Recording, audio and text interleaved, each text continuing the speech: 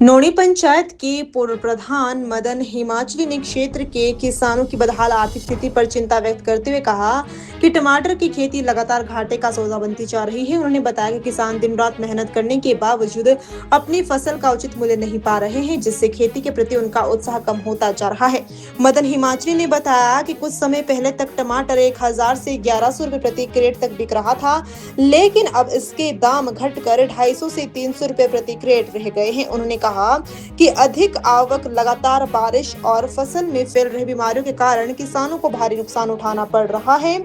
उन्होंने आरोप लगाया कि मंडियों में किसानों से कम कीमत पर खरीदी गई उपज बाजार में कई गुना अधिक दाम पर बेची जाती है।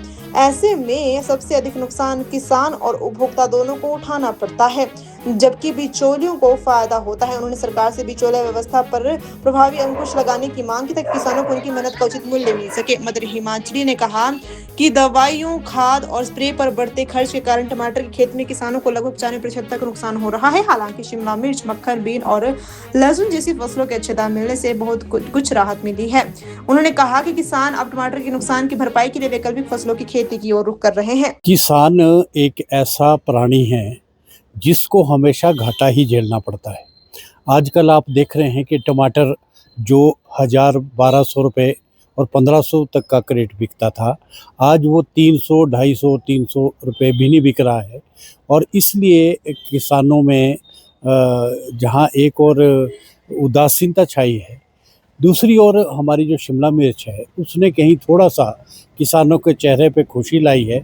और जो मक्खन बीन है वो भी पेंशल ब्रांड जो है एक मक्खन बीन, वो बड़ा अच्छे रेट में जा रहा है। और जहाँ तक टमाटर की बात है, टमाटर से तो लोग बहुत हतोत्साहित हो गए हैं। ये जो बेंगलोर का चलता है जो टमाटर, इसकी वजह से हमारा रेट एकदम से ख़त्म हो जाता है। और जो वर्षा बेतरतीबे ढंग से जो वर्षा बरस रही, इससे भी टमाटर पे अनेक रोग उस पे आ चुके हैं। तो मेरा ये मानना है कि किसान या मध्यम वर्ग जो है, हमारा जो किसान है, वो अनेक अभावों से जूझता है, अनेक उसको कमियां से जूझना पड़ता है और उसका हमेशा उसको घाटा झेलना पड़ता है। आप अगर अनुमान लगाएं, 6 महीने की वो अपने अनेक तरह की फसलों को उगाने के लिए जी तोड़ मेहनत करता है, लेकिन उसको पूरा कभी भी रेट नहीं मिल पाता है। और अगर आप देखो कि मंडी में उसका रेट बिल्कुल सस्ते में जा रहा है और यहाँ बाज़ार में आकर के वो कई गुना हो जाता है। तो ये बीच का जो बिचौलिया सिस्टम है, इस पे भी कहीं अंकुश लगना चाहिए।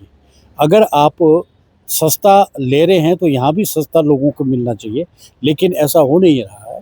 आप अगर वहाँ से उनका 300 रुपये का क्रेट, लगभग 10-12 किलो का क्रेट होता है, 15 किलो का क्रेट होता है, तो वो 300 रुपये में जा रहा है। आप एवरेज लगाएं कि क्या किलो पड़ा है। तो ये सारी कमियां जो है हमारा किसान झेलता है और हमेशा ये कमियां झेलता है और उसको कभी भी अपना सही दाम नहीं मिलता। नुकसान बहुत ज़्यादा झेलना पड़ रहा है। आप खेतों में देखो, दवाई के बिना, स्प्रे के बिना कोई फसल उगती नहीं है। और टमाटर तो बिल्कुल भी स्प्रे के बिना नहीं उगता है। तो उसको ज़्यादातर, अगर आप परसेंटेज में बात करूं, तो 95% उसको घाटा है उसके लिए।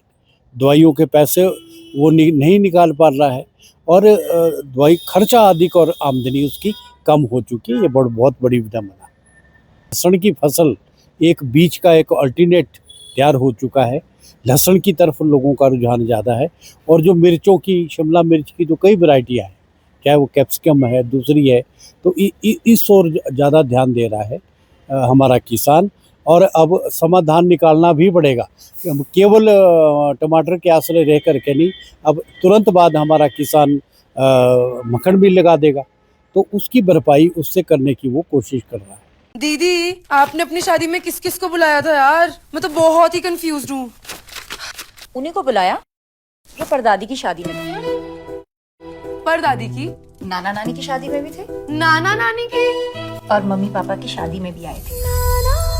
कौन है बताओ? फतेहचंद ज्वेल्स, जो 5 जनरेशन से हरियाणा हिमाचल के प्रेफर्ड वेडिंग ज्वेलर्स हैं। और अब उनके नए डिजाइन्स, वही शादी वाली फैलावट, 20% कम वेट पे, गर्दन पे भी बोझ नहीं और तेरी पॉकेट पे भी नहीं। मेरी पॉकेट? पर इसका बिल तो आप भर रही हो ना दीदी अब छोटी को ज्वेलरी रुबीना दिलाएंगी या कोई और, ये फैसला बाद में होगा, मगर वेडिंग ज्वेलरी 121 सालों से फैसला एक ही है। Fateh Chand jewels, preferred wedding jewellers since 1904।